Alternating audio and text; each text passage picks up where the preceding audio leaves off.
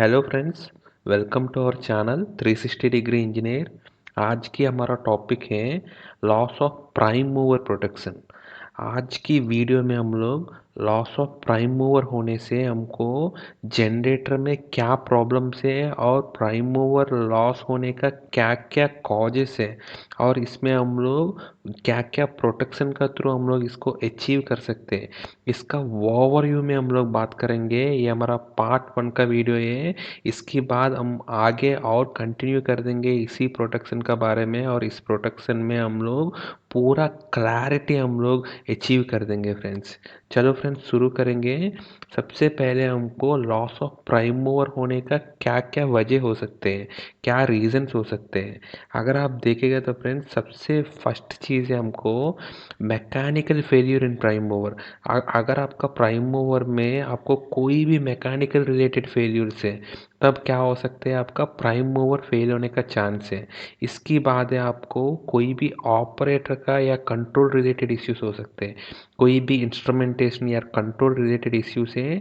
तब आपका टर्बाइन है, प्राइम मूवर मतलब इसका जो टर्बाइन है, जैसा इसका एसटीजी में स्टीम टर्बाइन जनरेटर में स्टीम टर्बाइन फेल हो गया, गैस टर्बाइन जनरेटर में गैस टर्बाइन फेल हो गया, ऐसा आपका जो प्राइम मूवर फेल होने का चांस है। वो आपको control and instrumentation related issues हो सकते हैं, या नहीं है तो ऑपरेटर का एरर भी हो सकते हैं, या नहीं है तो इसका प्राइम मूवर का जो मेन सप्लाई है, जैसे स्टीम टर्बाइन जनरेटर में स्टीम है इसका मेन सप्लाई है, गैस टर्बाइन जनरेटर में इसका जो एयर है गैस है मेन सप्लाई है। अगर वो ही फेल हो गया तब भी ये हो सकते हैं, मतलब loss of input to the prime mover होने से भी आपको लॉस ऑफ प्राइम मूवर हो सकते हैं। राइट फ्रेंड्स, तो ये रीजंस का वजह से हमको लॉस ऑफ प्राइम मूवर हो सकते हैं। अभी लॉस ऑफ प्राइम मूवर होने से हमको क्या दिक्कत है, हमको इस प्रोटेक्शन प्रोवाइड करने का क्या रीज़न है, ठीक है। वो देखने के लिए सबसे पहले लॉस ऑफ प्राइम मूवर होने से क्या इफेक्ट पड़ते हैं, हमको जनरेटर में क्या इफेक्ट पड़ते हैं, एक्साइटेशन सिस्टम में क्या इफेक्ट पड़ते हैं, और हमारा मैकेनिकल हमारा टर्बाइन में क्या इफेक्ट करते हैं। अगर आप इंडिविजुअली हम लोग देखेंगे, सबसे पहले हमको लॉस ऑफ अगर प्राइम मूवर हो गया, ठीक है, तब आपको क्या होगा फ्रेंड, सबसे पहले हमारा जो जनरेटर है, ठीक है, वो जनरेटर क्या करेगा, आपका मोटर जैसे बिहेव करेगा। राइट, सो आपको वो मोटर जैसे बिहेव कर रहे हैं, राइट, वो मोटर जैसे बिहेव कर रहे हैं, तो अभी आपको दो कंडीशन हो सकते हैं, ठीक है। सबसे पहले अगर आपका जनरेटर है जिसमें कनेक्टेड है, अगर उस कनेक्टेड सिस्टम में और भी कोई जनरेटर्स है, मतलब और भी कोई सोर्सेस है, तो क्या हो सकते हैं, वो मोटर हो सकते हैं। वो मोटर क्या मोटर हो सकते हैं, अगर उसी सिंक्रोनस जनरेटर का, राइट, उसी सिंक्रोनस जनरेटर का अगर एक्साइटेशन हेल्दी है, तब वो सिंक्रोनस जनरेटर से सिंक्रोनस मोटर जैसे बिहेव करेगा, ठीक है, वो सिंक्रोनस मोटर में रन करेगा। राइट, क्योंकि आप इसका एक्टिव पावर है ऑलरेडी सिस्टम में सोर्स है, तो एक्टिव पावर ले लेगा, सिंक्रोनस मोटर जैसे बिहेव करेगा। अगर उस अगर इसका एक्साइटेशन हेल्दी नहीं है, ठीक है, इसका प्राइम मूवर का इनपुट का साथ अगर आपका एक्साइटेशन का ब्रेकर भी ट्रिप हो गया, तब आपको ये आपको इंडक्शन मोटर जैसे चलेगा, इफ एक्साइटेशन हेल्दी नहीं है तो, ठीक है फ्रेंड्स। सो अगर लेकिन एक और चीज़ है फ्रेंड्स, बहुत लोग इसको गलत एज्यूम करते हैं। अगर आपको कभी भी आपको सिंक्रोनस जनरेटर में इसका प्राइम मूवर फेल हो गया, तो अगर उसी सोर्स में अगर अगर सिस्टम में सोर्स है, तो क्या होगा, वो सिंक्रोनस मशीन है, सिंक्रोनस मोटर जैसे बिहेव करेगा जनरेटर। राइट, सिंक्रोनस जो मोटर जैसे बिहेव करेगा, लेकिन इसका डायरेक्शन चेंज नहीं होगा फ्रेंड्स, ठीक है। पहले क्या हो रहा है हमारा, जस्ट इसका एक्सिस से लीडिंग लैगिंग का चेंज होते हैं। सिंक्रोनस मोटर और जनरेटर में क्या अंतर है फ्रेंड्स, सिंक्रोनस जनरेटर में रोटर का एमएमएफ एक्सिस आपको लीडिंग में रहते हैं, पहले घूमते हैं, इसका पीछे आपका स्टेटर का एमएमएफ एक्सिस रहते हैं। सिंक्रोनस मोटर में क्या होते हैं, स्टेटर का एमएमएफ एक्सिस आपको लीडिंग में रहते हैं, इसका पीछे रोटर का एमएमएफ एक्सिस रहते हैं। राइट, सो जैसे ही आपको सिंक्रोनस जनरेटर से मोटर आने के लिए जस्ट इसका जो डेल्टा है सिंपली, तो इसका रोटर और स्टेटर के बीच में जिसका एंगल डेल्टा है, अगर वो जस्ट नेगेटिव में चला गया, मतलब आपका जो रोटर का एमएमएफ एक्सिस जस्ट स्टेटर का एमएमएफ एक्सिस से पीछे चला गया, तब ये हो क्या होगा, आपका सिंक्रोनस जनरेटर के सिंक्रोनस मोटर जैसे बिहेव करेगा, ठीक है। अगर आप इसका स्टेटर का एमएम इसका रोटर का एमएमएफ एक्सिस इसका जो फील्ड ही नहीं है, तब ये क्या करेगा, इंडक्शन मोटर जैसे बिहेव करेगा। ठीक है, इंडक्शन मोटर में इसका स्पीड है सिंक्रोनस स्पीड से कम रहेगा, लेकिन सिंक्रोनस मोटर में क्या होगा, वो जैसे पहले जिस स्पीड में घूम रहे हैं, जिस डायरेक्शन में घूम रहे हैं, उसी डायरेक्शन में घूमेगा। लेकिन पहले ये क्या कर रहे हैं, इसका जो रोटर एक्सिस लीडिंग में है, इसीलिए क्या कर रहे हैं, इसका स्टेटर में आपको एक्टिव पावर और रिएक्टिव पावर दोनों ये सिस्टम को सप्लाई कर रहे हैं। लेकिन जैसे इसका रोटर एक्सिस है, इसका रोटर का एमएमएफ एक्सिस इसका स्टेटर का एमएमएफ एक्सिस से पीछे चला गया, तब क्या होगा, ये आपका एक्टिव पावर कंज्यूम करेगा सिस्टम से। राइट फ्रेंड्स, ये इंस्टेड ऑफ हमारा पहले क्या कर रहे हैं, ये एक्टिव पावर को डिलीवरी कर रहे हैं, लेकिन अभी एक्टिव पावर को ये कंज्यूम करेगा। लेकिन ये कितना एक्टिव पावर को कंज्यूम करेगा, वो डिपेंड करते हैं हमारा सिंक्रोनस मिशन का, इसका लॉसेस कितना है उतना को फीड करना है इसको। राइट फ्रेंड्स, क्योंकि अभी इसमें लोड क्या रहेगा, पहले क्या कर रहे हैं, synchronous generator for example 30 megawatt delivery कर रहे हैं, ये सडनली इसका प्राइम मूवर फेल हो गया, मतलब इसका जो स्टीम सप्लाई जो भी इसका प्राइम मूवर इनपुट है, अगर वो फेल हो गया तो क्या होगा फ्रेंड्स, आपको तुरंत ये इसका पावर है, अगर सोर्स का साथ कनेक्टेड है तो ये पावर क्या होगा, आपको जीरो होकर नेगेटिव में जाना चाहिए। वो क्या फीड करना चाहिए, हमारा सिंक्रोनस मिशन का लॉसेस को फीड करना चाहिए। और इसके साथ जो कनेक्टेड मैकेनिकल सिस्टम है, इसकी कनेक्टेड टर्बाइन है, इसका लॉसेस को भी फीड करना चाहिए। उसमें क्या लॉसेस होते हैं, हमारा mechanical losses friction and windage losses है हमारा मैकेनिकल सिस्टम में।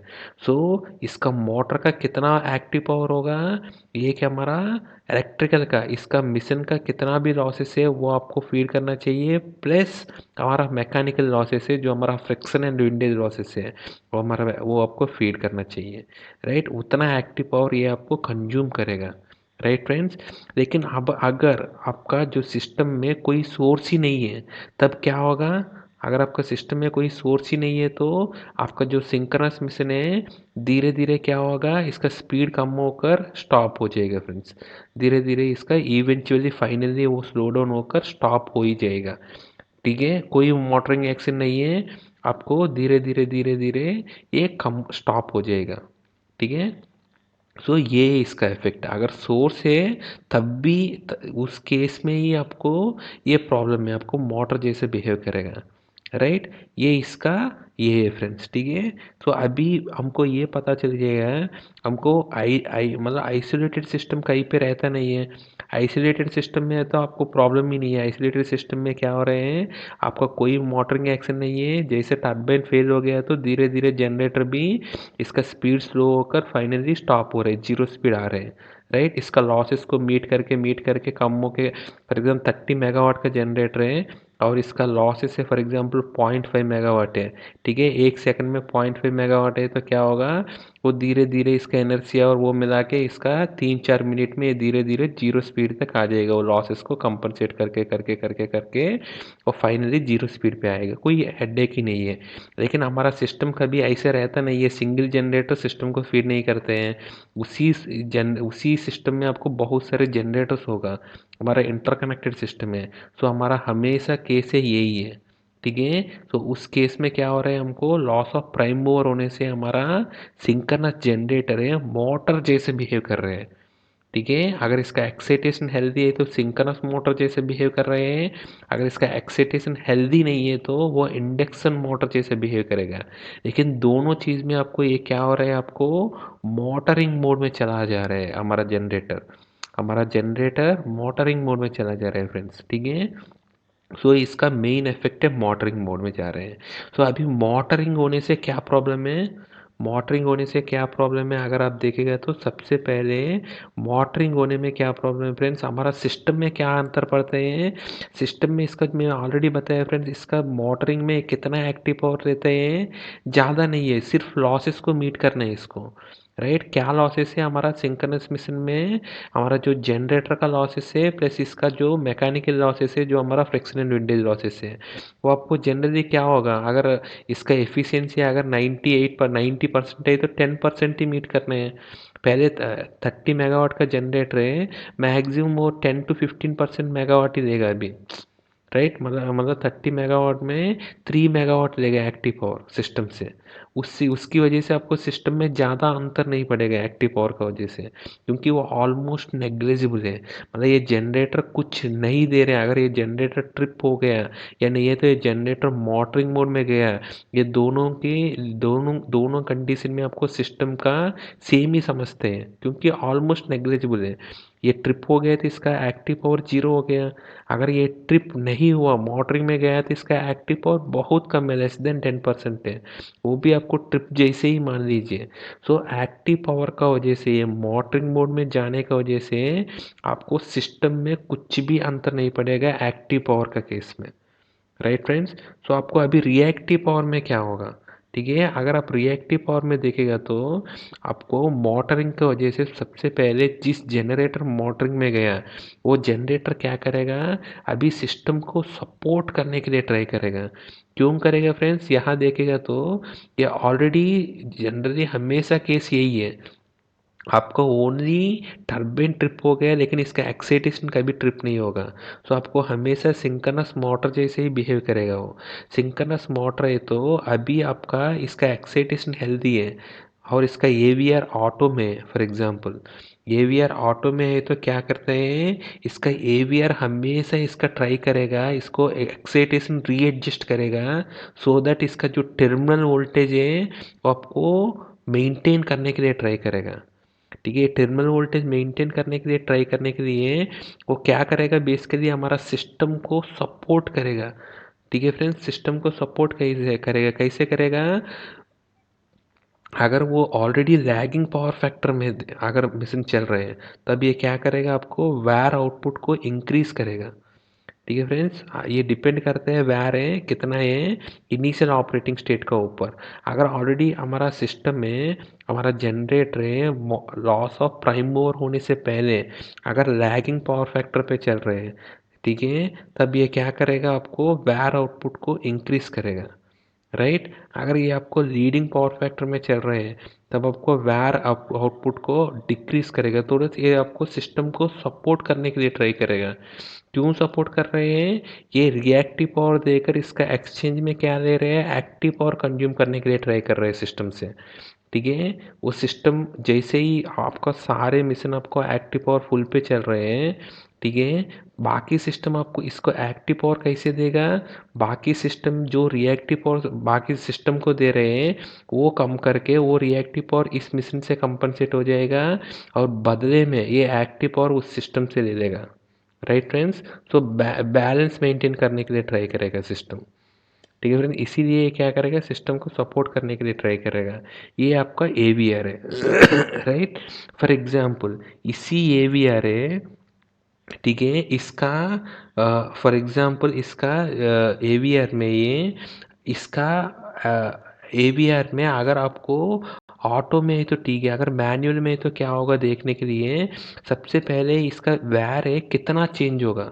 हमको ये पता चल गया है, आपको लैगिंग पावर फैक्टर है तो इसका वायर आउटपुट इंक्रीज होगा, लीडिंग पावर फैक्टर है तो इसका वायर एब्जॉर्प्शन डिक्रीज होगा। मतलब आपको दोनों कंडीशन में आपको सिस्टम को सपोर्ट कर रहे हैं। राइट, ये कितना ज़्यादा इंक्रीज होगा या कितना कम ज़्यादा डिक्रीज होगा, वो डिपेंड करते हैं फ्रेंड्स, आपको इसका एक्टिव पावर आउटपुट वो कैसे चेंज हो रहे हैं। ठीक है, सो हमेशा ये क्या हो रहे हैं, मोटरिंग है, मोटरिंग की वजह से टर्बाइन टर्बाइन को डैमेज है लेकिन जनरेटर के लिए कोई डैमेज नहीं है फ्रेंड्स। ठीक है, इसीलिए एंटी मोटरिंग प्रोटेक्शन प्रोवाइड करते हैं हम लोग मैकेनिकल सिस्टम्स का थ्रू और इलेक्ट्रिकल सिस्टम्स का थ्रू है फ्रेंड्स। ठीक है, सो इसका जो मोटरिंग का वजह से आपको जनरेटर में कोई प्रॉब्लम नहीं है, हमको ये समझ गए हैं। और इसका जनरेटर में भी आपको देखेगा तो इसका एक्टिव पावर आउटपुट है वो कितना कैसे इफेक्ट पड़ता है फ्रेंड्स। आपका एक्टिव पावर आउटपुट ऑलरेडी बताया था हमको, वो इनिशियल एक्टिव पावर कितना है, वहाँ से सडनली ये क्या करते हैं, डिपेंड्स ऑन टर्बाइन का ऊपर, वो धीरे धीरे इसका जो सिस्टम लॉसेस को मीट जिस जनरेटर और इसका टर्बाइन लॉसेस को मीट करने के लिए कितना एक्टिव पावर चाहिए उतना ही एक्टिव पावर देगा। सो एक्टिव पावर कितना स्पीड चेंज होगा इसके ऊपर डिपेंड करते हैं हमारा वायर का एडजस्टमेंट। ठीक है फ्रेंड्स। सो जो जो वायर एडजस्टमेंट आपको कितना जल्दी चेंज होगा वो डिपेंड करते हैं कितना जल्दी आपका एक्टिव पावर चेंज हो रहा है। Right friends. सो ये वायर आउटपुट है, अगर आप देखेगा तो इस वायर आउटपुट पे डिपेंड करते हैं आपको एक्टिव पावर का रेट ऑफ चेंज में डिपेंड कर रहे हैं। Right friends. सो सो अगर आपका एक्साइटेशन सिस्टम, ठीक है, अगर आपको फॉर एग्जांपल आपका एक्साइटेशन सिस्टम ए बी आ रहा है, आपको मैनुअल पे पड़ा है, मैनुअल मतलब आपको कांस्टेंट करंट मोड है, फील्ड करंट है जो कांस्टेंट करंट मोड में चल रहे हैं। Right friends. उस केस में अगर चल रहे हैं तो क्या होगा, हमारा कांस्टेंट करंट मोड में इसका फील्ड करंट हमेशा कांस्टेंट रहता है इर्रेस्पेक्टिव ऑफ लोड कंडीशंस। ठीक है। अगर उसी केस में आपको प्राइम मूवर फेल हो गया तब आपको क्या होगा, इसका एक्टिव पावर है बेसिकली सडनली अब्रप्टली चेंज हो रहे हैं। राइट। इसका जो रेटेड से मेगावाट से लेकर सडनली कम हो रहे हैं, लेकिन इसका फील्ड करंट भी क्या होना चाहिए, इसका कम मेगावाट पे इसका पावर फैक्टर मेंटेन करने के लिए इसका रिएक्टिव पावर भी कम होगा। जैसे पहले उतना नहीं होगा, अभी कम रिक्वायरमेंट चाहिए।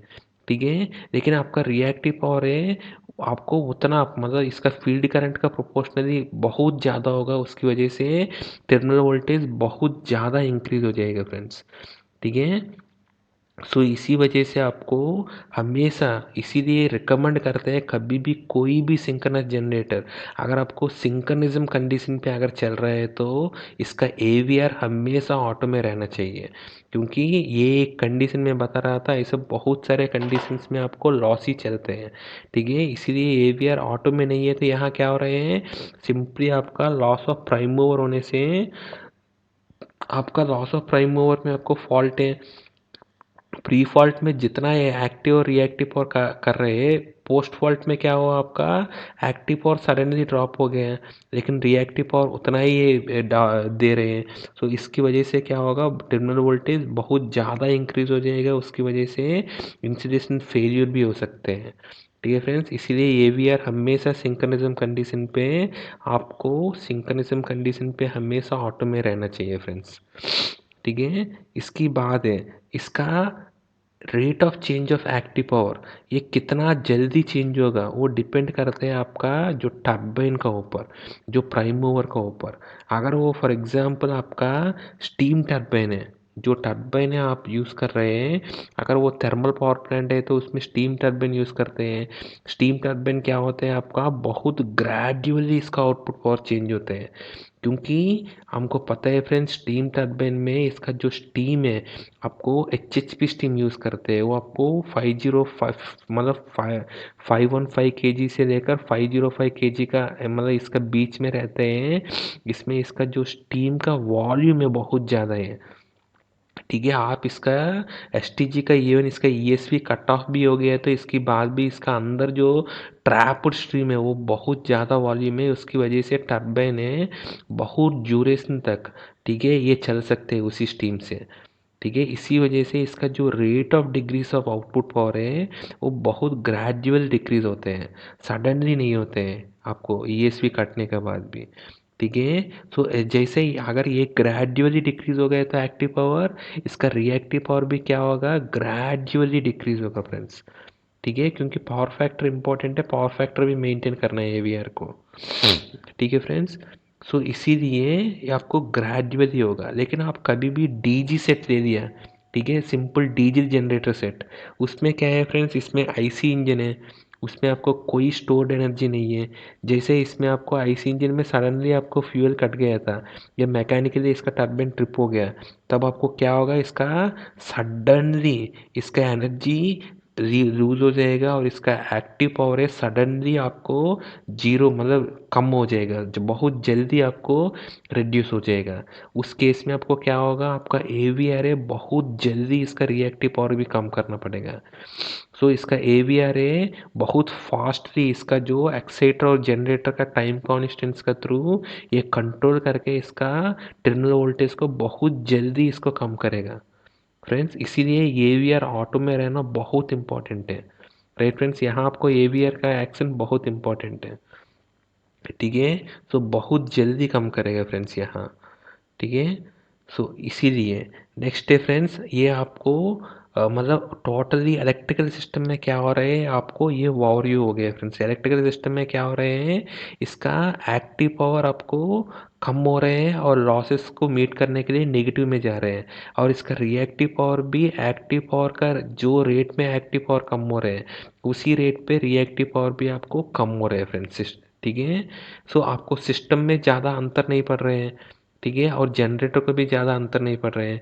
प्रॉब्लम है आपको टरबाइन को बोल रहे हैं, टरबाइन में क्यों प्रॉब्लम है, क्या प्रॉब्लम है, अभी हम देख लेंगे फ्रेंड्स। ठीक है, सो टरबाइन में क्या प्रॉब्लम है देखने के लिए सबसे पहले हम लोग को स्टीम टरबाइन देख लेंगे फ्रेंड्स। ठीक है, स्टीम टरबाइन में क्या होगा, अगर स्टीम टरबाइन में देख लेगा तो सबसे पहले फ्रेंड्स स्टीम टरबाइन अगर आप देखेगा तो फ्रेंड्स स्टीम टरबाइन आपको ऐसा, इसका फॉर एग्जांपल एक स्टेज का टरबाइन मैं आपको ये दे दिया है फ्रेंड्स, ये टरबाइन ये देख लीजिए फ्रेंड्स। ठीक है, अगर इस स्टीम टरबाइन अगर आप देखेगा तो स्टीम टरबाइन में जो नॉर्मली क्या होता है, आपको स्टीम फ्लो होता है इसमें। राइट, स्टीम फ्लो होते हैं तो हमारा एच स्टीम फ्लो होते हैं।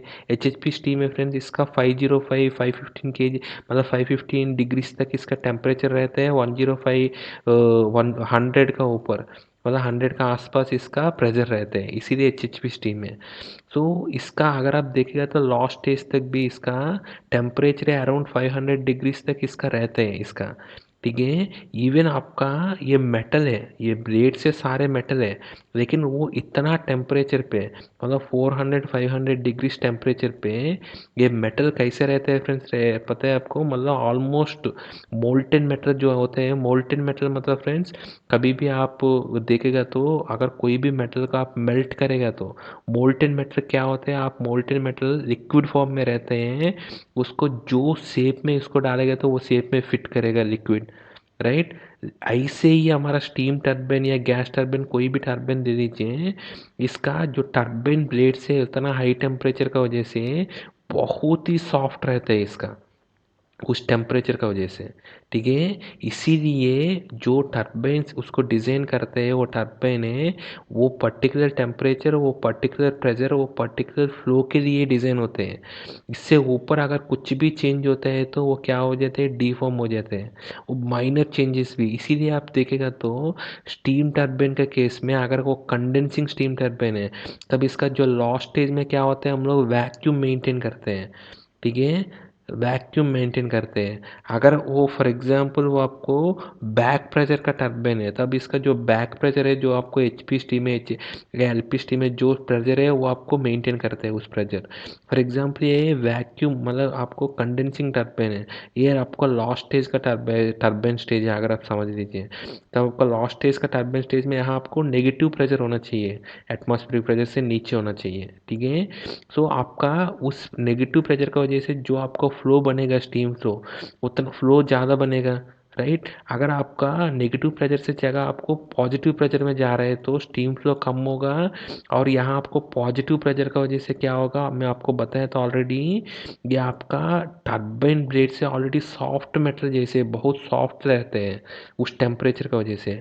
आपको थोड़ा सा भी यहाँ प्रेशर चेंजेस से पॉजिटिव में जा रहा है तो इस बैक प्रेशर का वजह से ये टरबाइन का ब्लेड क्या होगा, पहले तक क्या हो रहा है आपका टरबाइन का डायरेक्शन ऐसे ही है कि ऐसे ही मूव हो रहे हैं, और इसका जो प्रेशर भी ऐसे ही है, मतलब आपको लो हाई प्रेशर से लेकर लो प्रेशर है। फॉर एग्जांपल यहाँ आपको वैक्यूम का जगह प्रेशर बना दिया, ठीक है, प्रेशर बना दिया है तो अगर इस टरबाइन का स्टेज का एग्जॉस्ट का पहले इससे इसका प्रेशर ज़्यादा है तो क्या होगा, ये आपको उल्टा मूव करने के लिए ट्राई करेगा।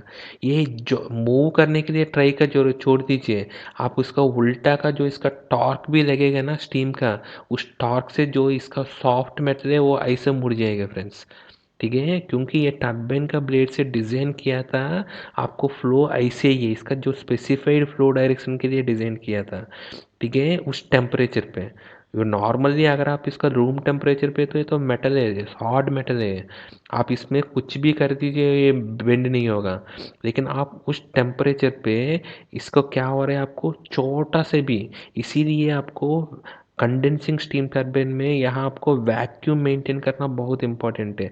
अगर वैक्यूम ड्रॉप हो रहा है तो तुरंत मिशन को ट्रिप कर देते हैं और इसका टेम्परेचर को फटाफट आपको कम कर देते हैं, क्योंकि अदरवाइज क्या होगा, वो बैक प्रेशर का वजह से क्या होगा, ये ब्लेड्स का डिफॉर्म हो जाएगा। ये ब्लेड आपका ऐसे दिख रहे हैं ना, आपको इस डायरेक्शन में बेंड हो जाएगा। बेंड होकर आपको पूरा आपको डैमेज कर देगा बाकी ब्लेड्स का, और पूरा सिस्टम को डैमेज करेगा, क्योंकि आपका बैक प्रेशर का वजह से और इसका टेम्परेचर भी यहाँ ज़्यादा है। अगर इसको टरबाइन का आप फटाक से बंद करके इसको टेम्परेचर जल्दी जल्दी आप डाउन नहीं करोगे ना, ये मेटल इतना सॉफ्ट मेटल है, आपको उस टेम्परेचर में आपको डिफॉर्म हो जाएगा, आपको पूरा मैकेनिकल सिस्टम को करप्ट करेगा फ्रेंड, डैमेज करेगा। ठीक है, इसीलिए बहुत इंपॉर्टेंट है फ्रेंड्स। ठीक है, आपको जो इसका एग्जॉस्ट में प्रेशर मेंटेन करना वो बहुत इंपॉर्टेंट है। ठीक है, अभी हम देख लेंगे सबसे पहले इसका, अगर आप इसी ब्लेड में, ठीक है, इसी टरबाइन में अगर आप देखेगा तो जब इसमें स्टीम नहीं है, ठीक है, हमारा केस क्या है, स्टीम पूरा कट हो गया था, हमारा लॉस ऑफ प्राइम मूवर है, स्टीम पूरा कट हो गया। पहले क्या हो रहा है, हमारा टरबाइन में स्टीम घूम रहे हैं, अभी स्टीम ही नहीं है, तो क्या होगा, आपको टरबाइन अकेला घूमना चाहिए, हवा में घूमना चाहिए।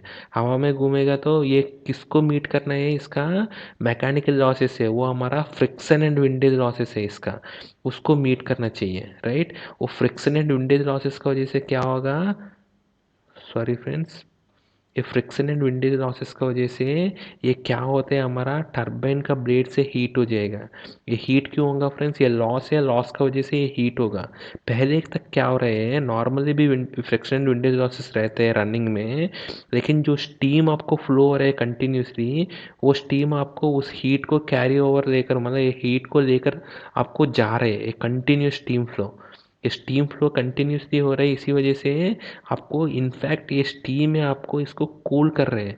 आपको फ्रिक्शन एंड विंडेज लॉस की वजह से जो टरबाइन का ब्लेड हीट होना चाहिए, वो हीट ही नहीं हो रहा है, क्योंकि आपका स्टीम है, इसका हीट है कंटिन्यूसली लेकर आपको जा रहे हैं, राइट। लेकिन जैसे आपका स्टीम ही खत्म हो गया, आपको अकेले इसको टरबाइन को मूव करेगा उस स्पीड में, उस टेम्परेचर पे अगर इसको मूव करेगा तो क्या होगा, उस टेम्परेचर का वजह से और इसका टेम्परेचर बढ़ेगा, और उससे ज़्यादा टेम्परेचर के लिए डिज़ाइन नहीं है। सो अगर और ज़्यादा टेम्परेचर बढ़ेगा तो ऑलरेडी बताया था मैं आपको, ऑलमोस्ट मोल्टन जैसे ही है, इससे ऊपर अगर इसका टेम्परेचर बढ़ गया है तो ये क्या होगा, बेंड हो जाएगा। बेंड हो जाएगा मतलब आपको इसका री डीफॉर्म हो जाएगा, डिस्टॉर्ट हो जाएगा इसका शेप, इसका शेप है वो बेसिकली डिस्टॉर्ट हो जाएगा, राइट फ्रेंड्स। सो इसीलिए आपको नॉर्मल कंडीशन पे क्या होता है, हमारा स्टीम है कंटिन्यूसली फ्लो होकर इस ब्लेड्स को कूल रखते हैं, मतलब कूल मतलब है friends, friction and windage loss से ये गर्म नहीं होने देगा। ठीक है, सो जैसे ही इसका मोटरिंग मोड, मतलब क्या है, इसका स्टीम पूरा कट गया था, अगर ये बिना स्टीम, अगर स्टीम टरबाइन जनरेटर अगर आपको घूमते हैं, वो बहुत डेंजरस चीज़ है, आपको ये ब्लेड को डिस्टॉर्ट कर देगा। ठीक है फ्रेंड्स, ये नॉर्मल कंडीशन में प्रॉब्लम नहीं है, लेकिन आपका जो टरबाइन है ऑलरेडी पहले एचएचपी स्टीम पे चल रहे हैं, राइट। एचएचपी स्टीम पे चल रहा है, इसका टेम्परेचर हॉट है, उस कंडीशन में आपका स्टीम बंद है, और उसी हॉट टेम्परेचर है, उसी हॉट प्लेस टेम्परेचर है, सारे ब्लेड्स उसी में ही आप इसको घुमा रहे हैं। तब क्या हो है, यहाँ कुछ भी नहीं है, हवा भी नहीं है, कुछ भी नहीं है, यहाँ स्टीम पहले इनलेट बंद है।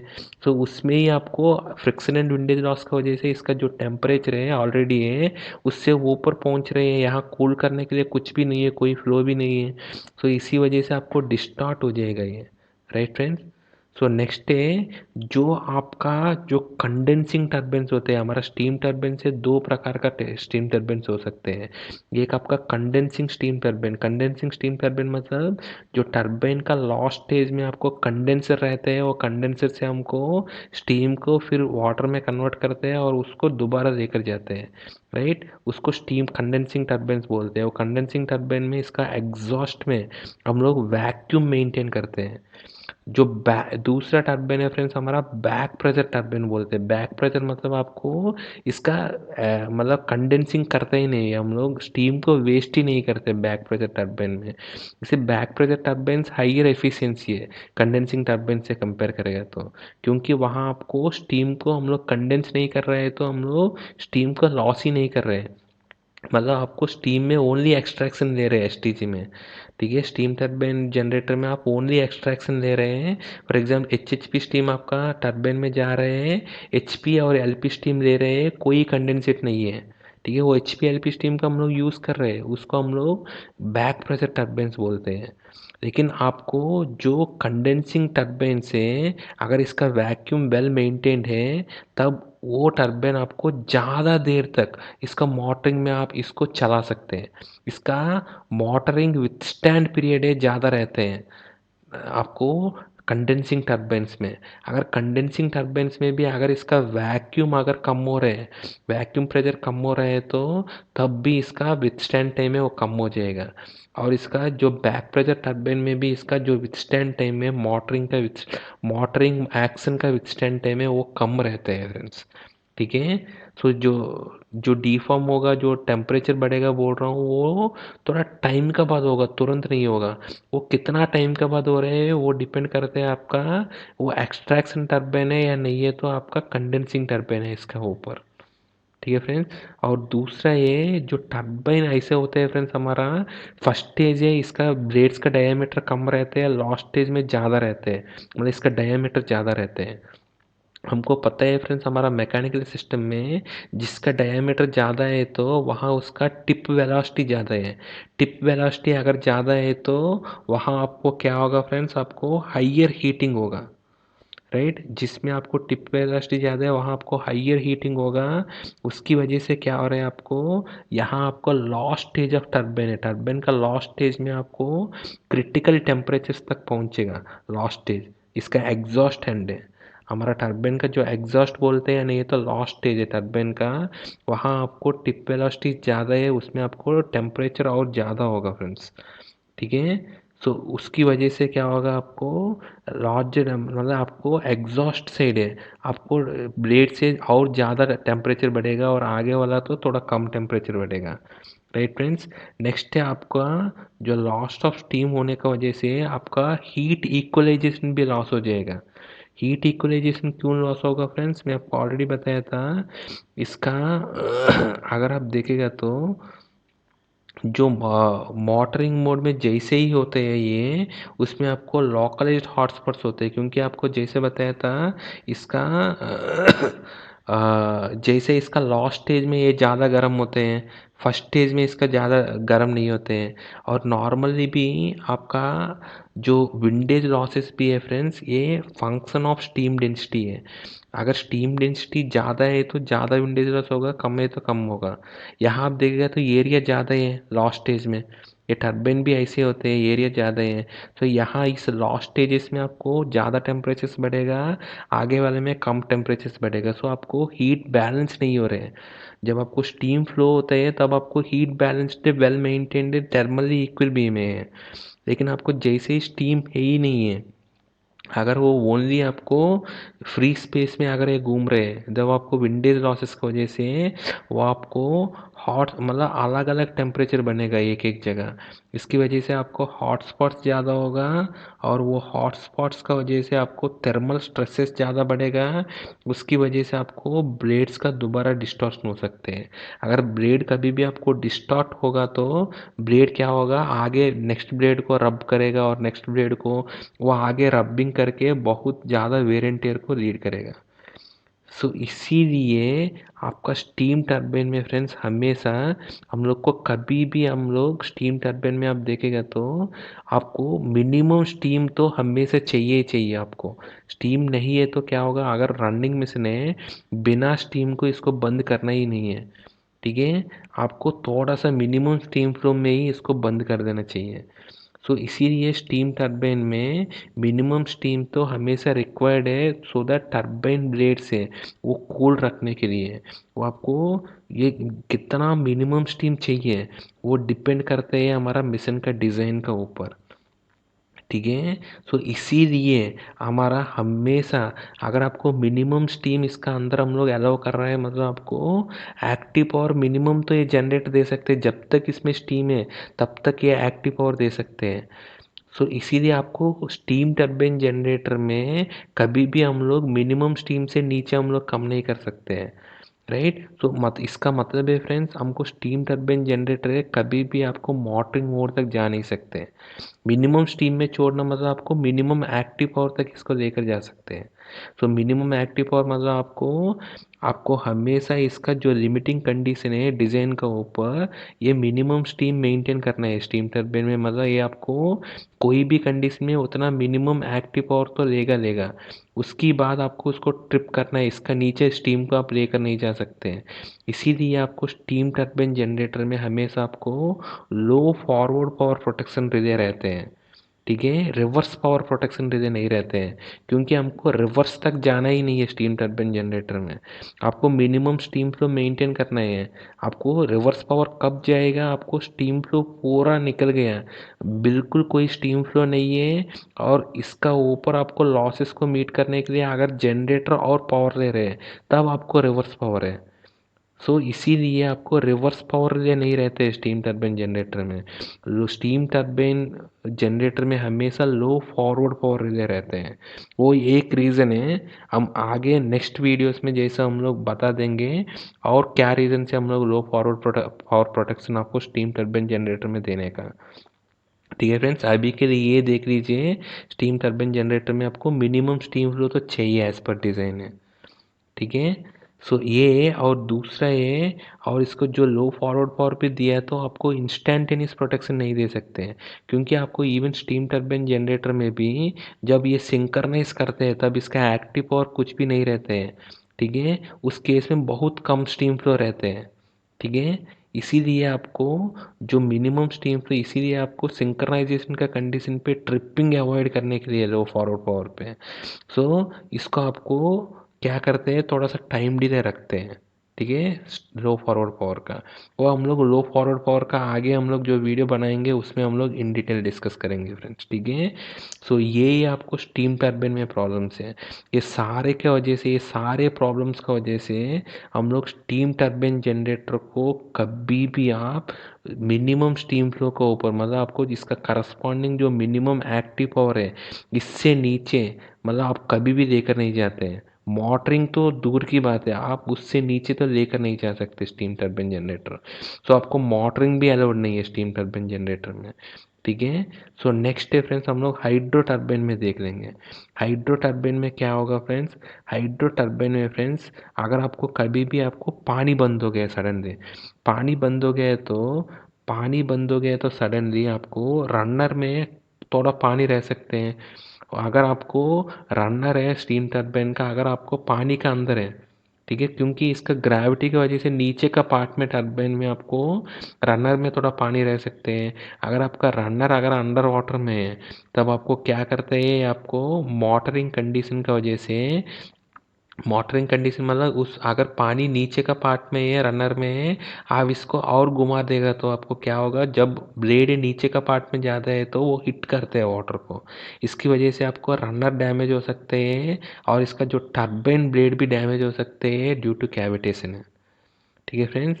सो इसीलिए ये कैविटेशन दूसरा रीज़न हो सकता है आपको कभी भी, हाइड्रो टर्बाइन है आपको लो हेड पे अगर आप चला रहे हैं तब भी आपको कैविटेशन हो सकते हैं, ठीक है।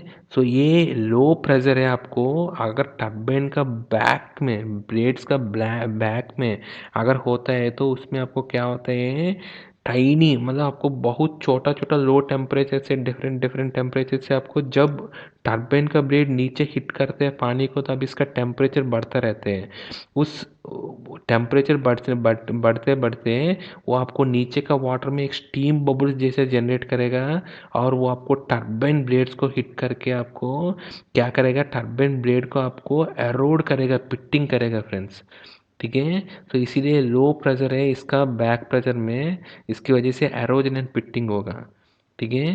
सो एक फ्रांसिस टर्बाइन में आपको दिखा रहा हूँ, इसका अगर आपको कैविटेशन का वजह से आपको देख लीजिए इसका ब्लेड कैसे डैमेज हो गया था, ठीक है फ्रेंड्स। सिंपली इसका रनर में अगर आपको पानी है, ठीक है, रनर पानी के अंदर है, उसमें आपको मोटरिंग मोड की वजह से क्या हुआ, आपको कैविटेशन हो गया था, ठीक है, ब्लेड डैमेज हो गया। ठीक है फ्रेंड्स, तो इसीलिए आपको हाइड्रो टर्बाइन को भी आप इसको मोटरिंग मोड में नहीं चला सकते हैं, ठीक है, मोटरिंग मोड में नहीं चला सकते हाइड्रो टर्बाइन को भी। ठीक है, नेक्स्ट है फ्रेंड्स हम लोग diesel engine generator. Diesel engine generator अगर आप देखेगा तो डीजी सेट में फ्रेंड्स कभी भी आपको, अगर आपको डीजी सेट लेता है तो डीजी सेट है फ्रेंड्स जनरली हम लोग हमारे इंडस्ट्रीज में किसके लिए लेते हैं, हमारा एमरजेंसी सप्लाई के लिए लेते हैं। एमरजेंसी सप्लाई में फॉर एग्जांपल आपका एक डीजी सेट से जगह आप 2-3 डीजी सेट लेते हैं, ठीक है। अगर इसको पैरेलल आप चलाते हैं नो लोड पे चलाएगा तो क्या होगा फ्रेंड्स, कभी भी कोई भी एक कंडीशन पे एक डीजी का स्पीड ज़्यादा होगा, मतलब इसका स्पीड है, इसका फ्रीक्वेंसी का या इसका वोल्टेज का, इसका एक्साइटेशन का, वोल्टेज का, इसका फेज एंगल, एक बार सिंक करने के बाद अगर ये तीनों में कुछ भी अंतर पड़ता है तो क्या होगा, जो फ्रीक्वेंसी जिसका स्पीड ज़्यादा है वो आपको जनरेटर बनेगा, जिसका स्पीड कम है वो आपको मोटर बनेगा। ठीक है फ्रेंड्स, मोटर कब बनेगा तो ये थोड़ा सा एक्टिव पावर लेना शुरू करेगा, ये आपको सर्कुलेटिंग करंट है। बेसिकली सर्कुलेटिंग करंट क्यों होगा, एक जनरेटर जैसे बिहेव करेगा, एक मोटर जैसे बिहेव करेगा। ये बेसिकली होगा जब जनरेटर से आपको सिंक्रोनिज्म पे चल रहा है और नो लोड पे चल रहे हैं, ठीक है, वो मोटरिंग है पॉसिबल है इसमें, मोटरिंग में नो लोड कंडीशन पे डीजी सेट चल रहे हैं तो। ठीक है फ्रेंड्स, सो नेक्स्ट है फ्रेंड्स, आपको कभी भी डीजी सेट का प्राइम मूवर फेल हो गया, प्राइम मूवर फेल कब होगा फ्रेंड्स, डीजी सेट कभी ट्रिप हो गया, मतलब आपको डीजी सेट मेजरली आपको मैकेनिकल का ट्रिपिंग रीजंस का वजह से होगा। ठीक है, अगर कोई भी मैकेनिकल ट्रिपिंग है उसमें आपको अगर आपको मैकेनिकल ट्रिपिंग में आप मशीन को ट्रिप कर दिया है, इसके बाद भी आपका ब्रेकर बंद नहीं हुआ, आपका जनरेटर मोटरिंग में घूम रहे हैं, इसका प्राइम मूवर फेल हो गया डीजल इंजन, फिर भी आप इसको घुमा रहे हैं, ठीक है, तब क्या होगा, ये मैकेनिकल वजह से अगर ट्रिप हो गया तो वो क्या होगा, आपको मैकेनिकल फेलियर है तो जैसे इसका बेरिंग का जो बेरिंग में ऑयल नहीं रह सकते, उसमें बेरिंग और डैमेज हो सकते हैं, हीट हो सकते हैं, बेरिंग का सॉफ्ट मेटल खराब हो सकते हैं, इसके बाद बेरिंग का इसका जो मेन शाफ्ट भी वेयर आउट हो सकते हैं। ठीक है, इसका मतलब कभी भी आपको, अगर आपको severe damage, mechanical fault already persist है, इसको इसमें आपको और मोटर का जनरेटर का थ्रू घुमा रहे हैं, तब आपको और सिवियर डैमेज हो सकते हैं डीजल इंजन में भी।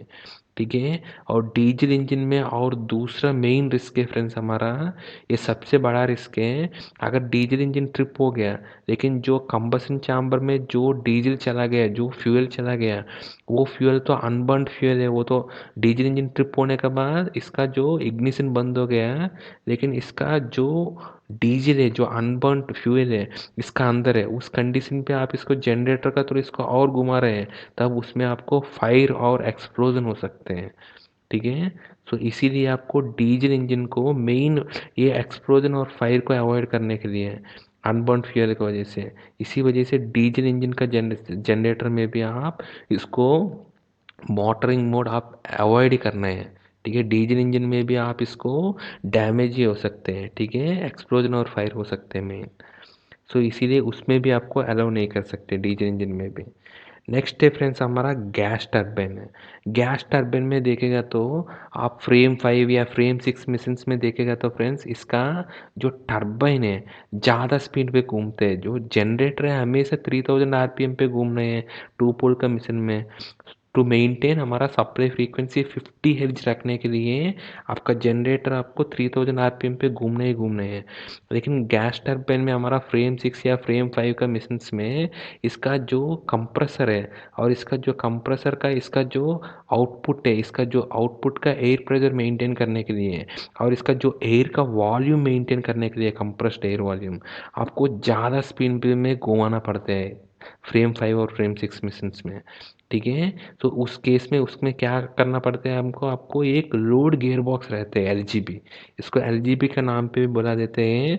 अगर गियर बॉक्स देखेगा तो इसका गियर बॉक्स है ऐसे रहते हैं फ्रेंड्स, ठीक है, इसमें जो आपको बड़ा दिखते हैं, बड़ा डायमीटर दिखते हैं, ठीक है, वो आपको जनरेटर से कनेक्ट होते हैं, जो छोटी वाला आपको मोटर का, मतलब इसका हमारा जो कंप्रेसर या इसका जो टरबाइन के साइड कनेक्ट होते हैं, ठीक है। तो जो आपको बड़ा दिखते हैं उसको आपको बुल गियर बोलते हैं, और आपको छोटा वाले है उसको पिनियन गियर बोलते हैं, ठीक है फ्रेंड्स। या इनडायरेक्टली आपको जो आपको हाई स्पीड है, जो हाई स्पीड शाफ्ट का गियर है उसको पिनियन गियर बोलते हैं, जो लो स्पीड शाफ्ट का गियर है उसको बुल गियर बोलते हैं फ्रेंड्स, ठीक है। अगर आपको गियर बॉक्स भी देखेगा तो आपको दो तरफ का गियर बॉक्स दिखेगा। एक आपको हेलिकर है, मतलब आपको यहाँ देखेगा तो आपको थोड़ा सा आपको हेलिकर है, मतलब आपको थोड़ा सा इंक्लाइंड है फ्रेंड्स, इसका देखेगा तो इंक्लाइंड है, ठीक है। इसमें क्या होता है फ्रेंड्स, आपको ये एक्सियल मूवमेंट है, ये हो सकते हैं इसका, क्योंकि एक्सियल मूवमेंट यहाँ आगे पीछे तो हो सकते हैं। इसीलिए इस गियर बॉक्स में आपको थ्रस्ट बेरिंग चाहिए। आपको गियर बॉक्स का आगे पीछे दोनों का तरफ आपको थ्रस्ट बेरिंग तो मैंडेटरी है इस बेरिंग में, ठीक है। लेकिन जहाँ आपको डबल हेलिकर गियर बॉक्स यूज़ करते हैं, डबल हेलिकर मतलब फ्रेंड्स आपको एक साइड आपको ऐसे यूज़ कर रहे हैं तो दूसरा साइड आपको ऑपोजिट डायरेक्शन में, जैसे एक साइड आपको इस हेलिकर यूज़ कर रहे हैं तो दूसरा साइड इस हेलिकर है, ठीक है। इसमें आपको एक्सियल मूवमेंट हो नहीं सकते, क्योंकि ये आपको लॉक हो गया, इस टीथ और इस टीथ लॉक हो गया, इसकी वजह से ये एक आपको ऐसे ट्रायंगल जैसे बन गया था। इसमें आपको आगे पीछे मूव नहीं हो सकते क्योंकि ये टीथ लॉक है, ठीक है। तो इसमें आपको थ्रस्ट बेरिंग का ज़रूरत नहीं है इस गियर बॉक्स में। आप सिंपली जर्नल बेरिंग यूज़ सकते हैं आगे आगे पीछे। लेकिन यहाँ आपको जर्नल बेरिंग का साथ साथ आपको दोनों शाफ्ट में, इस शाफ्ट में और इस शाफ्ट में, दोनों शाफ्ट में यहाँ भी एक जर्नल बेरिंग रहेगा, एक थ्रस्ट बेरिंग रहेगा, और इस साइड भी एक जर्नल बेरिंग और एक थ्रस्ट बेरिंग रहेगा। ऐसे यहाँ भी रहेगा, एक जर्नल बेरिंग एक थ्रस्ट बेरिंग, और इस साइड भी एक जर्नल बेरिंग एक थ्रस्ट बेरिंग। लेकिन यहाँ आपको दोनों शाफ्ट में दोनों साइड आपको ओनली जर्नल बेरिंग लगेगा, ठीक है फ्रेंड्स। यहाँ भी आपको जो हाई स्पीड गियर है इसको पिनियन गियर बोलते हैं, जो लो स्पीड गियर है उसको बुल गियर बोलते हैं, ठीक है फ्रेंड्स। लेकिन आपको गियर बॉक्स में देखेगा तो ये आपको ड्राइवर है, ठीक है। ये गैस टर्बाइन से जो इसका मैकेनिकल आ रहे हैं ये आपको ड्राइवर है फ्रेंड्स, ठीक है। ये नीचे वाला को घुमा रहे हैं, ठीक है। ये ड्राइविंग यूनिट है, ये आपको ड्राइव हो रहे हैं इसकी वजह से, ठीक है। सो ये बेसिकली ये आपको नॉन मिशन पार्ट है, मतलब ये आपको इसकी वजह से घूम रहे हैं।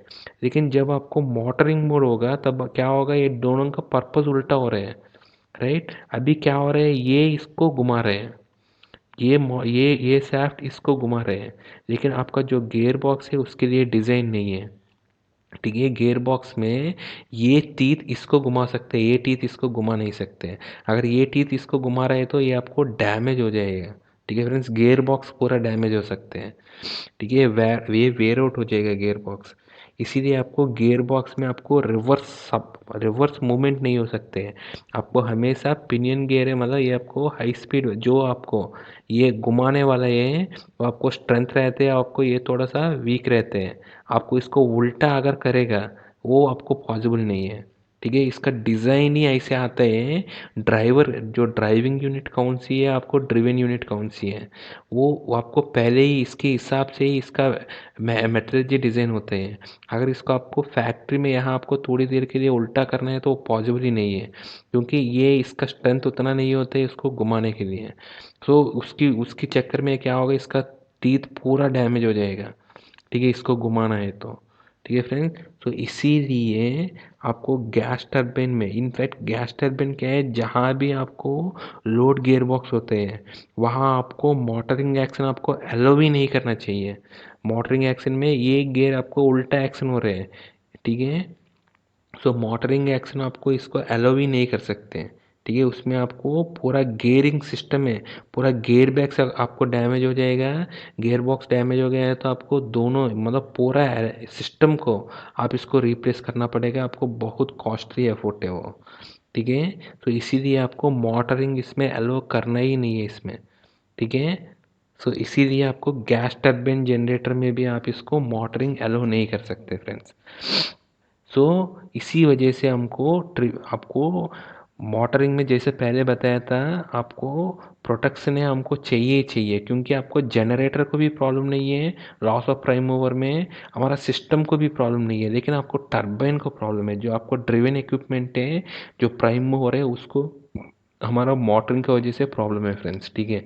इर्रेस्पेक्टिव ऑफ कोई भी टर्बाइन है उसमें आपको प्रॉब्लम हो रहा है, इसीलिए आपको ट्रिप करना ही करना है।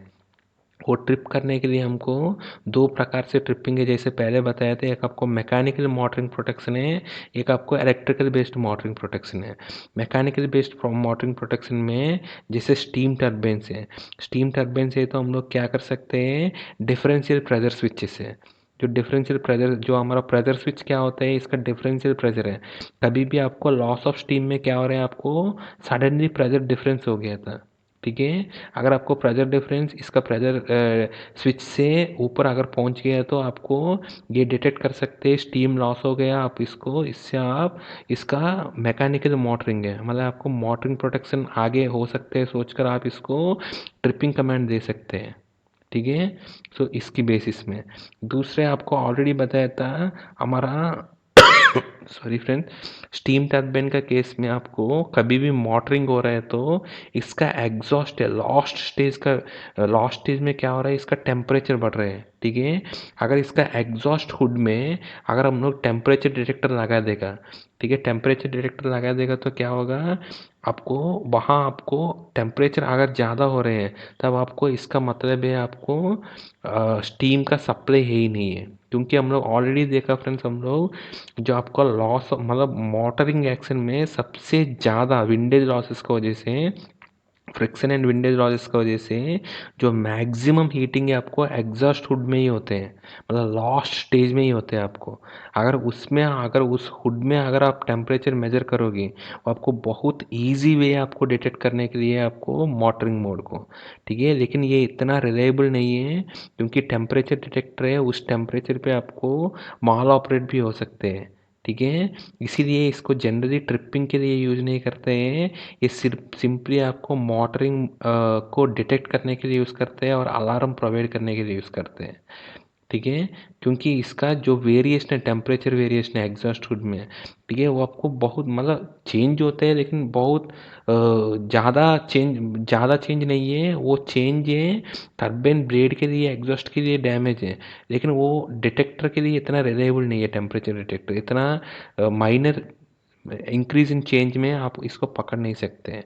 इसीलिए इससे हम लोग जनरली अलार्म ही जनरेट करते हैं, इससे ट्रिपिंग बहुत ज़्यादा एप्लीकेशन में इससे ट्रिपिंग नहीं देते हैं, नॉन क्रिटिकल एप्लीकेशन में ही देते हैं, ठीक है। फिर नेक्स्ट है हमारा, कभी भी आपको कंट्रोल ऑयल सिस्टम मॉनिटर करने से भी, ठीक है, कभी भी आपको स्टीम सप्लाई फेल हो गया, मतलब क्या है, आपका कोई भी वाल्व है आपको बंद हो गया, वाल्व कब बंद होगा, अगर वो इमरजेंसी शट डाउन वाल्व है, मतलब इसका ट्रिपिंग ऑयल है, ट्रिपिंग ऑयल का प्रेशर अगर डाउन हो गया, ट्रिप हमारा स्टीम टर्बाइन जनरेटर देखेगा तो आपको दो तीन तरफ कॉयल यूज़ करते हैं, एक आपका लूब ऑयल है, दूसरा आपको हाइड्रोलिक ऑयल है, तीसरा आपको ट्रिप ऑयल है फ्रेंड्स, तीनों सेम ऑयल है लेकिन प्रेशर अलग अलग है, राइट।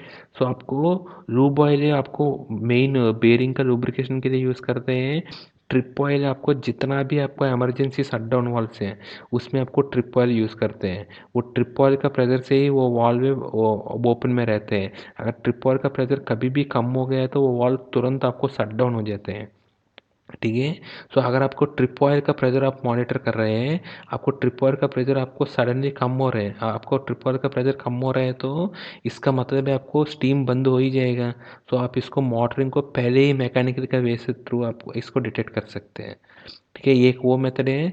दूसरा, अगर इसका हाइड्रोलिक ऑयल का भी अगर प्रेशर मॉनिटर कर रहे हैं आप, ठीक है, इसका हाइड्रोलिक ऑयल का प्रेशर भी अगर आपको कम हो रहा है तो क्या होगा, हाइड्रोलिक ऑयल बेसिकली कंट्रोल के लिए यूज़ करते हैं, ठीक है। कंट्रोल मतलब इसका जो स्टीम का जो मेन कंट्रोल वाल्व होते हैं, अगर हाइड्रोलिक ऑयल का प्रेशर आपको कम हो रहा है तो इसका स्टीम कंट्रोल वाल्व क्या होगा, धीरे धीरे कम हो जाएगा, मतलब थ्रू टूवर्ड्स क्लोज्ड पोजीशन पे जाएगा, मतलब आपको मोटरिंग मोड को डिटेक्ट करने के लिए आपको कंट्रोल हाइड्रोलिक ऑयल को भी आपको देखकर इसको आपको कर सकते हैं, लेकिन ये ट्रिप ऑयल और हाइड्रोलिक ऑयल प्रेशर मॉनिटर करके आप मोटरिंग डिटेक्ट करना, ये बहुत early way of detection of motoring mode है मैकेनिकल में, क्योंकि अगर ये प्रेशर ड्रॉप हो रहा है तो आपको फाइनली आपको स्टीम सप्लाई बंद हो ही जाएगा, तो इसीलिए बहुत एक्यूरेट और अर्ली मेथड है इसको डिटेक्ट करना, ठीक है फ्रेंड्स। इसीलिए मैकेनिकल में मोस्टली इसी को ही यूज़ करते हैं, ठीक है। नेक्स्ट है आपको steam wall limit switch interlocks, क्योंकि अगर आपका सिस्टम बहुत बड़ा सिस्टम है, उसमें क्या होता है, आपको स्टीम वाल्व है, जैसे ईएसपी का पहले कुछ और स्टीम वाल्व हो सकते हैं, इसकी पहले कुछ और स्टीम वाल्व हो सकते हैं।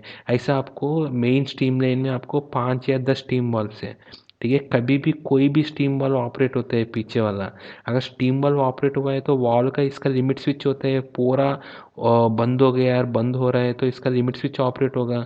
अगर वो सारे के सारे लिमिट स्विच को अगर पैरेलल में लेकर अगर आपको कोई भी लिमिट स्विच अगर ऑपरेट हुआ, इसका मतलब है फ्रेंड्स, थोड़ी देर के बाद स्टीम बंद हो ही जाएगा, क्योंकि इसका पीछे वाला कोई आपको 50 मीटर या नहीं है तो 1 किलोमीटर का दूर का कोई आपको वॉल बंद हो गया है तो थोड़ी देर के बाद आपको यहाँ भी स्टीम सप्लाई बंद हो ही जाएगा। तो इसीलिए इससे भी आपको ठीक है, वो सारे वॉल्व्स को अगर इसका फीडबैक को लेकर उसकी थ्रू भी आप इसको मैकेनिकल मोटरिंग को आप इसको डिटेक्ट कर सकते हैं अर्ली वे में, ठीक है फ्रेंड्स।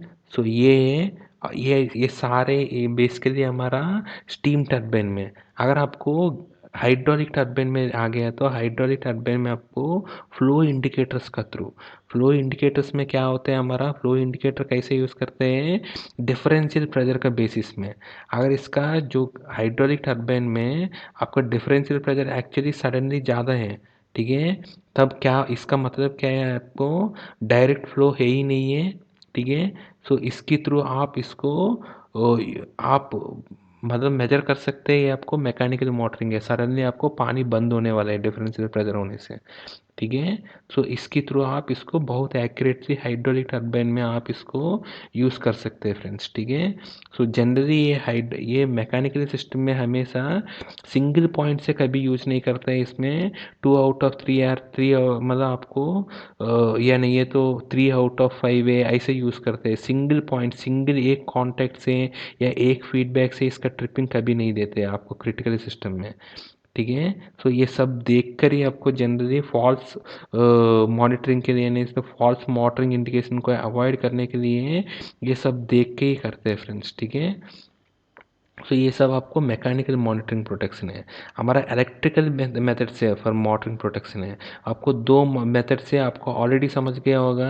आपको मॉनिटरिंग मोड में क्या हो रहा है, आपका एक्टिव पावर चेंज हो रहे हैं, ठीक है। अगर एक्टिव पावर आपको रिवर्स हो गया, उसमें आपको रिवर्स पावर प्रोटेक्शन के थ्रू इसको डिटेक्ट कर सकते हैं, या नहीं है तो for specific case steam turbine का जनरेटर का केस में हम लोग लो फॉरवर्ड पावर प्रोटेक्शन बेस में भी इसको मॉनिटरिंग प्रोटेक्शन तक जाने के लिए अवॉइड करके हम लोग इसका प्रोटेक्शन ऑफर कर सकते हैं, ठीक है फ्रेंड्स। हम लोग आगे वीडियोस में ये दोनों प्रोटेक्शन के बारे में, रिवर्स पावर प्रोटेक्शन और लो फॉरवर्ड पावर प्रोटेक्शन के बारे में इन डिटेल आगे वीडियोस में हम लोग डिस्कस करेंगे फ्रेंड्स। सो यही है फ्रेंड्स आज के हमारा वीडियो, हमारा साथ आगे भी बनाते रहिए for more in interesting videos. Thank you friends.